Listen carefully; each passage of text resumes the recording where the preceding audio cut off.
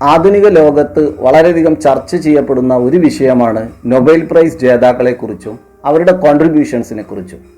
ഇന്ന് online class റൂമിൽ നമ്മൾക്ക് ഡിസ്കസ് ചെയ്യാനുള്ളതും നൊബേൽ പ്രൈസിൻ്റെ ഹിസ്റ്ററിയും അതോടൊപ്പം 2019 വരെയുള്ള ഓരോ വർഷങ്ങളിലും എക്കണോമിക്സിൽ ആർക്കൊക്കെയാണ് നൊബേൽ പ്രൈസ് ലഭിച്ചിട്ടുള്ളത്, അവരുടെ കോൺട്രിബ്യൂഷൻസ് എന്തായിരുന്നു എന്നുള്ളതൊക്കെയാണ്. നമുക്ക് വിശദമായിട്ട് അതൊന്ന് പരിശോധിക്കാം. എല്ലാവർക്കും ഓൺലൈൻ ക്ലാസ് റൂമിലേക്ക് സ്വാഗതം. നൊബേൽ പ്രൈസിനെ കുറിച്ച് പറയുമ്പോൾ ആൽഫ്രഡ് നൊബേലിൻ്റെ മെമ്മോറിയലാണ് നൊബേൽ പ്രൈസ് എന്നുള്ളത് ഏറെക്കുറെ ആളുകൾക്കും അറിയാം.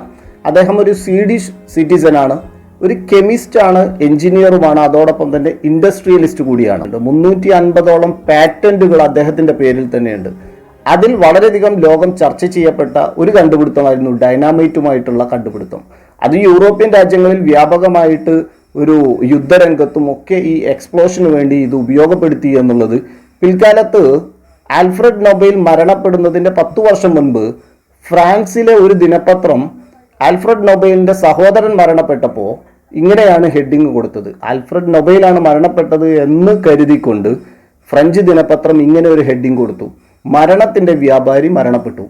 ഈ ഒരു വാർത്ത വല്ലാതെ ആൽഫ്രഡ് നൊബേലിനെ വേട്ടയാടിയിരുന്നു. അദ്ദേഹം ചിന്തിച്ചത് ഒരുപാട് കോൺട്രിബ്യൂഷൻസ്, ഒരുപാട് കണ്ടുപിടുത്തങ്ങൾ നടത്തിയെങ്കിലും ഇത്തരത്തിലുള്ള ഒരു ദുരന്തവുമായി കണക്ട് ചെയ്തുകൊണ്ടാണ് എൻ്റെ മരണശേഷം എന്നെ ലോകം സ്മരിക്കുക. അത് പാടില്ല.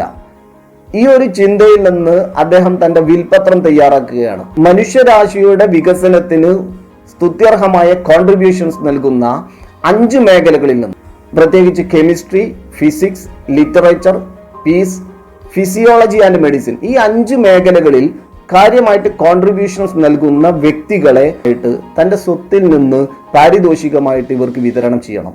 ഇതായിരുന്നു അദ്ദേഹത്തിൻ്റെ വിൽപത്രം. അത് 1895 Royal Swedish Academy of Science അത് പരിശോധിക്കുകയും ഇതിൻ്റെ ഭാഗമായിട്ട് ഒരു നൊബേൽ കമ്മിറ്റി രൂപീകരിക്കുകയും ചെയ്തു. 1901 മുതൽ തന്നെ സ്വീഡനിലെ സ്റ്റോക്ക്ഹോം ബേസ് ചെയ്തിട്ട് കെമിസ്ട്രി, ഫിസിക്സ്, ലിറ്ററേച്ചർ, അതുപോലെ ഫിസിയോളജി ആൻഡ് മെഡിസിൻ, ഈ രംഗങ്ങളിൽ കാര്യമായിട്ട് കോൺട്രിബ്യൂഷൻസ് നൽകിയിരിക്കുന്ന വ്യക്തികൾക്ക് നൊബേൽ പ്രൈസുകൾ വിതരണം ചെയ്തുകൊണ്ടിരിക്കുക. സമാധാനത്തിനുള്ള നൊബേൽ പ്രൈസ് കൊടുക്കുന്നത് നോർവേയിലെ ഓസ്ലോയിൽ ബേസ് ചെയ്തിട്ടാണ്. അത് വ്യക്തികളാവാം, അതോടൊപ്പം തന്നെ ഓർഗനൈസേഷൻസ് ഒക്കെ ആവാം. 2019 വരെയുള്ള കണക്കെടുത്ത് നോക്കുമ്പോൾ അതിൽ 27ഓളം ഓർഗനൈസേഷൻസിന് ലോക സമാധാനത്തിന് വേണ്ടി പ്രവർത്തിച്ചതിന് വേണ്ടി കൊടുത്തിട്ടുണ്ട്. ഇവിടെ എക്കണോമിക്സിന് എപ്പോഴാണ് നൊബേൽ പ്രൈസ് ഏർപ്പാട് ചെയ്യുന്നത്? അത് സ്വീഡനിലെ സെൻട്രൽ ബാങ്ക് ആയിട്ടുള്ള റിക് ബാങ്ക് അവരുടെ 300ാമത് ആനിവേഴ്സറി ആഘോഷത്തിന്റെ ഭാഗമായിട്ട് വലിയൊരു തുക ഈ റോയൽ സ്വീഡിഷ് അക്കാദമി ഓഫ് സയൻസിന് നൽകുകയും ആൽഫ്രഡ് നൊബേലിന്റെ നാമധേയത്തിൽ തന്നെ സാമ്പത്തിക ശാസ്ത്രത്തിൽ സ്തുത്യർഹമായിട്ടുള്ള കോൺട്രിബ്യൂഷൻസ് നൽകുന്ന വ്യക്തികളെ ആദരിക്കണം എന്ന് പറഞ്ഞ് ഒരു റെക്കമെൻഡേഷൻസ് ഈ റിക്സ് ബാങ്ക് സ്വീഡിഷ് റോയൽ അക്കാദമിക്ക് നൽകുകയാണ്. അത് Swedish Royal Academy Nobel committee അത് പരിശോധിക്കുകയും 6ാമതായി ഇക്കണോമിക്സിൽ കാര്യമായിട്ട് കോൺട്രിബ്യൂഷൻസ് നൽകുന്ന വ്യക്തികൾക്ക് കൂടി നൊബേൽ പ്രൈസ് ഏർപ്പാട് ചെയ്യുക. അത് 1969 എക്കണോമിക്സിൽ ആദ്യമായിട്ട് നൊബേൽ പ്രൈസ് കൊടുത്തു തുടങ്ങുന്നത്. 1969 ലഭിച്ചത് റാഗ്നർ ഫ്രിഷിനും അതുപോലെ ജാൻ ടിംബർജിനുമാണ്. ഏറ്റവും ലേറ്റസ്റ്റ് ആയിട്ട് നൊബേൽ പ്രൈസ് 2019 അത് അഭിജിത്ത് ബാനർജി, അദ്ദേഹം ഒരു ഇന്ത്യൻ റിലേഷൻസ് ഉള്ള ഒരു വ്യക്തി കൂടിയാണ്. അതുപോലെ ഡെഫ്ലോയും ക്രെമറും, ഇവർക്ക് experimental approach to alleviating global poverty എന്ന് പറയുന്ന ആ മേഖലയിലുള്ള അവരുടെ കോൺട്രിബ്യൂഷനുമായി കണക്ട് ചെയ്തിട്ടാണ് നൊബേൽ പ്രൈസ് പ്രഖ്യാപിച്ചിരിക്കുന്നത്. ഈ നൊബേൽ പ്രൈസ് എന്ന് പറയുന്നത് ഒരു ചെറിയ തുകയല്ല. നൊബേൽ പ്രൈസിൽ കൊടുക്കുന്നത് ഒരു ഗോൾഡ് മെഡലുണ്ട്, അതോടൊപ്പം തന്നെ ഒരു ഡിപ്ലോമയുണ്ട്, ഒരു സർട്ടിഫിക്കറ്റ് ഉണ്ട്, അതോടൊപ്പം ക്യാഷ് പ്രൈസ് ഉണ്ട്. ഏകദേശം 2019 ക്യാഷ് പ്രൈസ് എന്ന് പറയുന്നത് $9,35,000 മുകളിലാണ് ഓരോരുത്തർക്കും വിതരണം ചെയ്യപ്പെടുന്നത്. എന്ന് പറഞ്ഞു കഴിഞ്ഞാൽ ഇന്ത്യൻ കറൻസിയിലേക്ക് മൾട്ടിപ്ലൈ ചെയ്യുക 70 or 72 വെച്ച് ഒരു വലിയ തുകയാണ്. നമ്മൾ ഇന്ന് വിശദമായിട്ട് പരിശോധിക്കുന്നത് എക്കണോമിക്സിൽ 1969 റാഗ്നർ ഫ്രിഷിനും യാൻ ടിംബർജിനും ലഭിച്ചു. 2019 അഭിജിത്ത് ബാനർജിയും ഡെഫ്ലോയും ക്രെമറും അവരും നേടിയിട്ടുണ്ട്.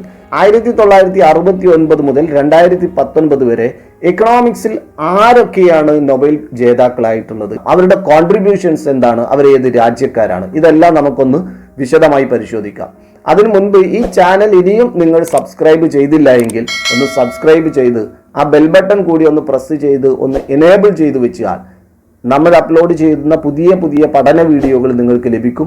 ഇത് ഉപകാരപ്രദമാണെന്ന് നിങ്ങൾക്ക് തോന്നുമ്പോൾ അത് ലൈക്ക് ചെയ്യണം, ഷെയർ ചെയ്യണം. അതോടൊപ്പം തന്നെ നിങ്ങളുടെ വിലപ്പെട്ട കമൻസ് കൂടി ഈ ചാനലിൽ നിങ്ങൾ രേഖപ്പെടുത്തണമെന്ന് കൂടി ഓർമ്മപ്പെടുത്തുകയാണ്. നമുക്ക് പരിശോധിക്കാം. 2019 നൊബേൽ പ്രൈസ് എക്കണോമിക്സിൽ നൊബേൽ പ്രൈസ് ജേതാക്കളോ Abhijit Banerjee, Esther Duflo, Michael Kremer. ഇവരുടെ കോൺട്രിബ്യൂഷൻ എന്ന് പറയുന്നത് ഗ്ലോബൽ പോവർട്ടി അലീവിയേറ്റ് ചെയ്യാനുള്ള എക്സ്പെരിമെൻ്റൽ അപ്രോച്ച് ആയിരുന്നു. Experimental approach to alleviating global poverty. ഇതിനാണ് 2019 ഇവരുടെ ഈ കോൺട്രിബ്യൂഷൻസിനാണ് നൊബേൽ പ്രൈസ് ഇവർക്ക് പ്രഖ്യാപിച്ചിരിക്കുന്നത്. 2018 വില്യം ഡി നോർദസും പോളം റോമറുമാണ് integration of climate change into long run macroeconomic analysis. Long റണ്ണിലെ മാക്രോ ഇക്കണോമിക് അനാലിസിസിൽ എങ്ങനെയാണോ ഈ ക്ലൈമറ്റ് ചേഞ്ച് അതിനെ ഇൻ്റഗ്രേറ്റ് ചെയ്തിട്ടുള്ള ഒരു കോൺട്രിബ്യൂഷനാണ് ഈ രണ്ടുപേരും മുന്നോട്ട് വെച്ചത്. അതിനാണ് 2018 ഇവർക്ക് നൊബേൽ പ്രൈസ് പ്രഖ്യാപിച്ചത്. 2017 റിച്ചാർഡ് ടൈലർ ഒരു ബിഹേവിയറൽ എക്കണോമിസ്റ്റ് ആണ്. ബിഹേവിയറൽ എക്കണോമിക്സുമായി അദ്ദേഹത്തിൻ്റെ കോൺട്രിബ്യൂഷൻ ഒരൊറ്റ വ്യക്തിയാണ്. അന്ന് 2017 ടൈലർക്ക് മാത്രമായിട്ട് കൊടുത്തു എന്ന് പറഞ്ഞു കഴിഞ്ഞാൽ ബിഹേവിയറൽ എക്കണോമിക്സിനുള്ള പ്രാധാന്യമാണ് അത് വിളിച്ചോതുന്നത്. 2016 ഒലിവർ ഹാർട്ടും ബെഞ്ചമിൻ ഹോംസ്ട്രോമുമാണ്.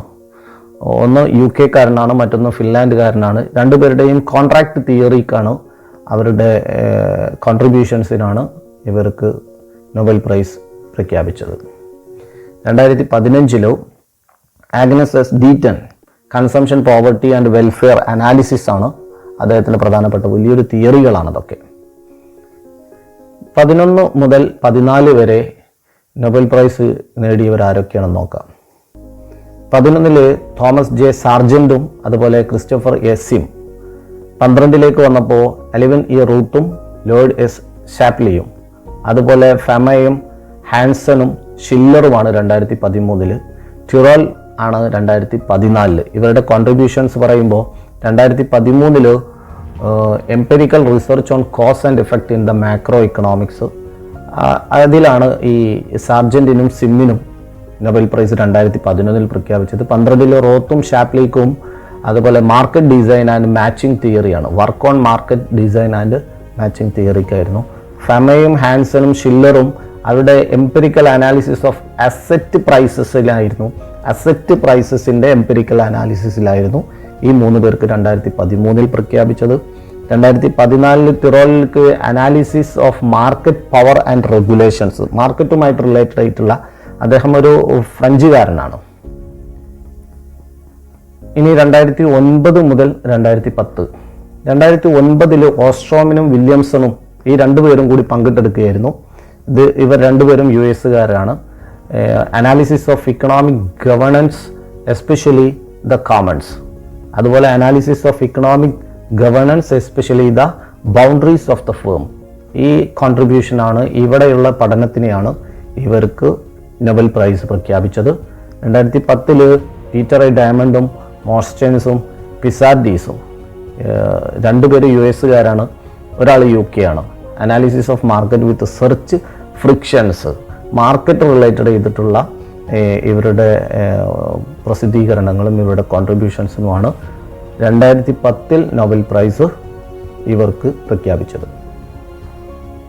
ഇനി 2006 മുതൽ 2008 വരെയുള്ള കാലഘട്ടം. 2006 ഫെൽപ്സ്, 2006 എഡ്മണ്ടസ് ഫെൽപ്സും ലിയോണിഡ് ഹർവിക്സുമാണ്.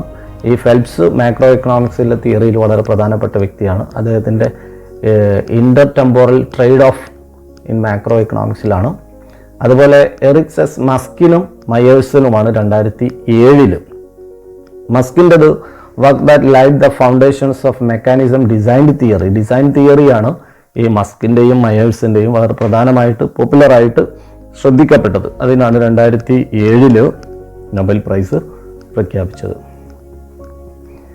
ഇനി 2003 മുതൽ 2005 വരെയുള്ള കാലഘട്ടം. 2003 എങ്കൽ, റോബർട്ട് എഫ് എങ്കലാണ്.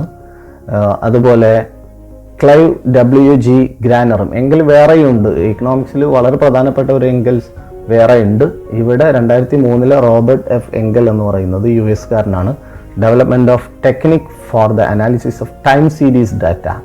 ടൈം സീരീസ് ഡാറ്റയും കൂടെ അതുമായിട്ട് കണക്ട് ചെയ്തിട്ടുള്ള, തിയറിയുമായി കണക്ട് ചെയ്തിട്ടുള്ള കോൺട്രിബ്യൂഷൻസിനാണ് 2003 റോബർട്ട് എഫ് എങ്കലും ക്ലൈവ് WJ ഗ്രാങ്കർക്കും കിട്ടുന്നത്. 2004 കിഡ്ലാൻഡും പ്രിസ്കോട്ടുമാണ്.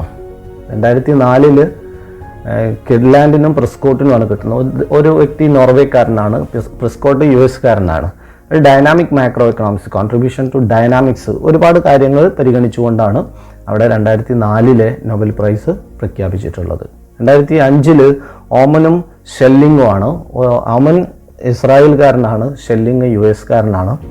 കോൺട്രിബ്യൂഷൻ ടു ഗെയിം തിയറിയാണ്. ഗെയിം തിയറി വലിയ ക്ലാസ്സുകളിലൊക്കെ കാര്യമായിട്ട് ഡിസ്കസ് ചെയ്യുന്ന ഒരു പ്രധാനപ്പെട്ട സിദ്ധാന്തമാണ്. ഓമനും ഷെല്ലിങ്ങുമാണ് അത് ഡിസൈൻ ചെയ്തിരിക്കുന്നത്, അത് ഇൻട്രൊഡ്യൂസ് ചെയ്തത്.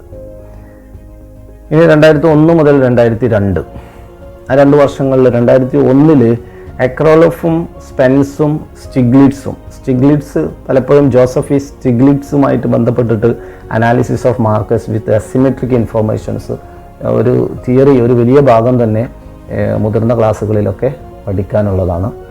2001 സ്റ്റിഗ്ലിറ്റ്സും സ്പെൻസും എക്രോലിഫും. അതുപോലെ 2002 വരുമ്പോൾ കാൻമാനും സ്മിത്തുമാണ്. Vernon L സ്മിത്താണ്.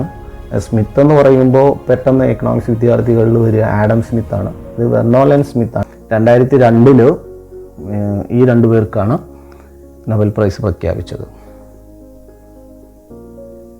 ഇനി 99 2000. 99 മണ്ടൽക്കാണ്, റോബർട്ട് എ മണ്ടൽസ്. അതുപോലെ 2000 ജെയിംസ് ജെ ഹെക്മാനും ഡാനിയൽ മക്ഫാഡനും. ഇവർക്ക് 99 റോബർട്ട് എ മണ്ടലുമാണ്, 2000 ജെയിംസ് ജെ ഹെക്മാനും ഡാനിയൽ എസ് മക്ഫാഡനും.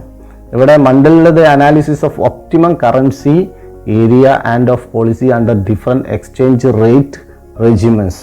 ഈ എക്സ്ചേഞ്ച് റേറ്റുമായിട്ട് കണക്ട് ചെയ്തിട്ടുള്ള ഇൻ്റർനാഷണൽ ട്രേഡിൽ മണ്ടലിൻ്റെ കനഡിയൻ പൗരനാണ്.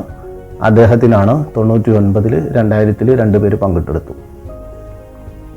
1998 വളരെ പ്രധാനപ്പെട്ട ആ വർഷം ഒരൊറ്റ എക്കണോമിസ്റ്റിന് മാത്രമാണ് നൊബേൽ പ്രൈസ് കൊടുത്തിരിക്കുന്നത്. അത് അമർത്യ സെൻ ആണ്, ഇന്ത്യക്കാരനാണ്. കോൺട്രിബ്യൂഷൻ ടു വെൽഫെയർ എക്കണോമിക്സ്, വളരെ കാര്യമായിട്ട് ഫാഡ് എഫക്റ്റുകളും അതുപോലെ പോവർട്ടിയുമായിട്ട് ബന്ധപ്പെടുത്തിയൊക്കെ ഒരു ക്ഷേമ സാമ്പത്തിക ശാസ്ത്രവുമായി കണക്ട് ചെയ്തിട്ടുള്ള കോൺട്രിബ്യൂഷനാണ് അമർത്യ സെൻ, AK സെൻ എന്ന് പറയുന്ന അമർത്യ സെന്നിന് 98 നൊബേൽ പ്രൈസ്. ഒരൊറ്റ ഇന്ത്യക്കാരനൊക്കെയാണ് ഇന്ത്യൻ പൂർണ്ണമായിട്ട്. ഇപ്പോൾ അഭിജിത് ബാനർജി ഇന്ത്യൻ കണക്ഷനുള്ള വ്യക്തിയാണ്, പക്ഷേ അമർത്യ സെന്നിനെ രേഖപ്പെടുത്തുന്നത് ഇന്ത്യൻ സിറ്റിസനായിട്ടാണ്. അത് വളരെയധികം ശ്രദ്ധിക്കേണ്ടതാണ്. 94 97.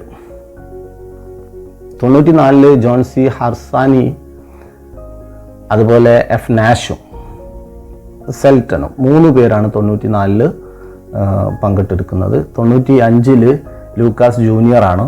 അതുപോലെ 96 മെർലിസും വിക്രയുമാണ്. 97 മെർട്ടനും ഷോൾസുമാണ്. 94 95 96 97. അതിൽ 95 റോബർട്ട് ഇ ലൂക്കാസ് ജൂനിയർ. അവരുടെ കോൺട്രിബ്യൂഷൻ എന്ന് പറയുന്നത് incorporations of rational expectations in macro economic theory.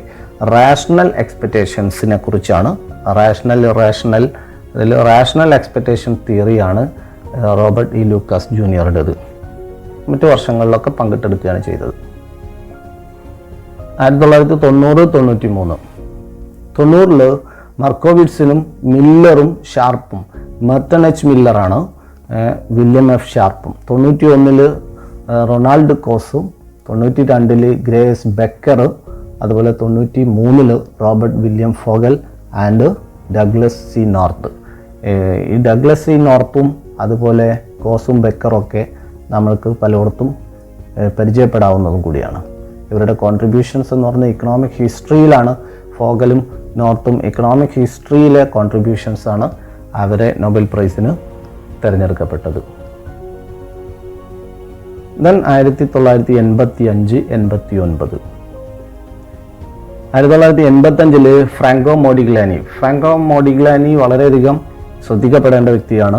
കാരണം analysis of house hold saving and financial markets ഇദ്ദേഹത്തെ പല തിയറികളിലും പരാമർശിച്ചു പോകുന്ന ഒരു വ്യക്തിയാണ്, US പൗരനാണ്. 1986 ജെയിംസ് എം ബുക്കാനാൻ, അദ്ദേഹം public choice theory bringing economic and political science ആണ്.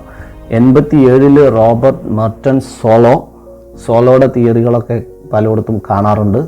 1988 മൗറീസ് എലിയാസ്, 89 ട്രിഗ്വേ ഹാവ്ലോം.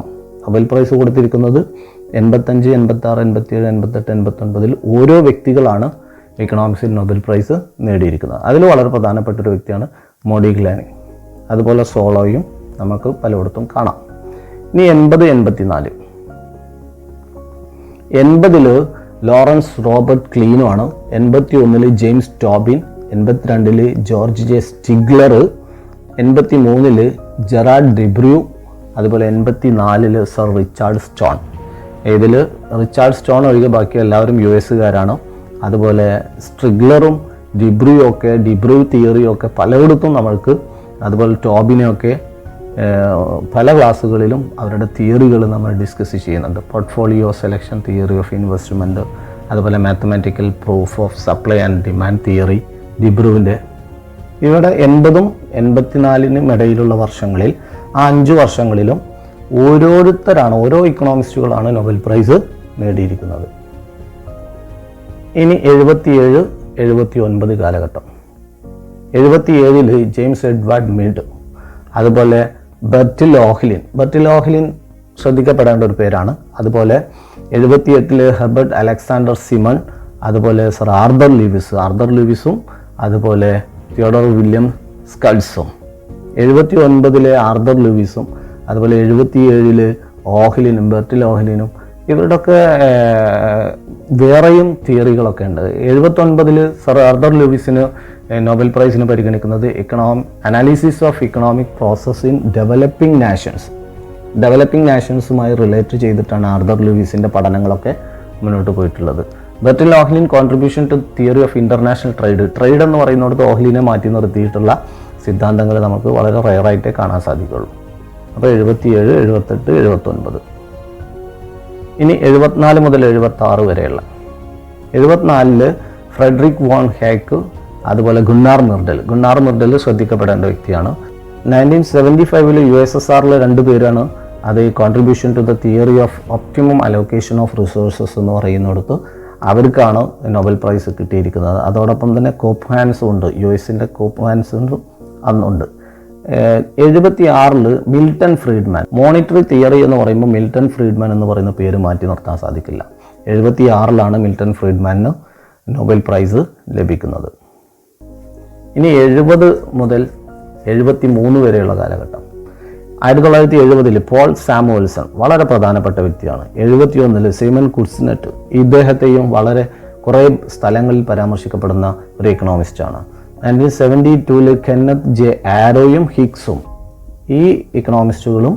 അതുപോലെ 73 വാസ്ലി ലിയോൺ ഡിഫോ. ഈ പറയുന്ന 70, 71, 72, 73 ഈ കാലഘട്ടങ്ങളിൽ നൊബേൽ പ്രൈസ് നേടിയ ഈ ഇക്കണോമിസ്റ്റുകളൊക്കെ അവരുടെ പല തിയറികളും നമ്മൾ +2 മുതൽ മുകളിലോട്ടുള്ള എക്കണോമിക്സ് പാഠഭാഗങ്ങളിൽ പഠനം നടത്തുന്നതാണ്. ജനറൽ ഇക്വിലിബ്രിയം തിയറി എന്ന് പറയുമ്പോൾ ആരോയും ഹിഗ്സും ഓർത്തു വെക്കേണ്ടതാണ്. ലിയോൺ ഡിഫിൻ്റെ ഇൻപുട്ട് ഔട്ട്പുട്ട് അനാലിസിസ് ആണ് 73. ഇനി എക്കണോമിക്സിൽ ആദ്യമായിട്ട് നൊബേൽ പ്രൈസ് നേടുന്നത് 2 പേരാണ്. 1969 റാഗ്നർ ഫിഷും ജാൻ ടിംബർജനും. ഒരു റാഗ്നർ ഫിഷ് നോർവീജിയനാണ്, ജാൻ ടിംബർജൻ നെതർലാൻഡുകാരനാണ്. അങ്ങനെ 1969 മുതൽ 2019 വരെയുള്ള മുഴുവൻ ഇക്കണോമിസ്റ്റുകളും നൊബേൽ പ്രൈസ് നേടിയ മുഴുവൻ ഇക്കണോമിസ്റ്റുകളെയാണ് നമ്മളിവിടെ പരിചയപ്പെട്ടത്. ഇത് നിങ്ങൾക്ക് ഉപകാരപ്രദമായിരിക്കുമെന്ന് ഞാൻ കരുതുന്നു. ഇതൊരു റെഫറൻസ് ഗൈഡായിട്ട് നമുക്ക് ഉപയോഗിക്കാവുന്നതാണ്. അതോടൊപ്പം തന്നെ ഇത് മറ്റുള്ളവരിലേക്ക് ഷെയർ ചെയ്യാൻ കൂടി നിങ്ങൾ പ്രത്യേകം ശ്രദ്ധിക്കണമെന്ന് ഓർമ്മപ്പെടുത്തുകയാണ്. Okay, by.